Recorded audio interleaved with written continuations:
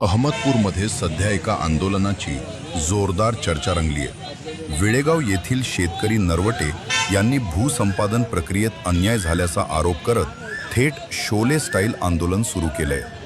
या प्रकरणात तब्बल 16 शेतकऱ्यांवर अन्याय झाल्याचा गंभीर आरोप करण्यात येतोय।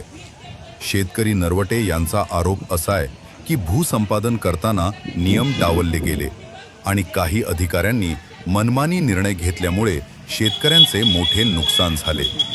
आंदोलनकर्त्यांची ठाम मागणी, संबंधित अधिकाऱ्यांवर तात्काळ कारवाई करा आणि पीडित शेतकऱ्यांना न्याय द्या। दरम्यान या शोले स्टाईल आंदोलनामुळे परिसरात चांगलाच खळबळ उडाली आहे। नागरिकांचे लक्षही आता या आंदोलनाकडे वेधलं गेलंय। मात्र प्रशासनाकडून अजून अधिकृत प्रतिक्रिया आलेली नाही, पण परिस्थिती नियंत्रणात ठेवण्यासाठी हालचाली सुरू असल्याची माहिती समोर येते।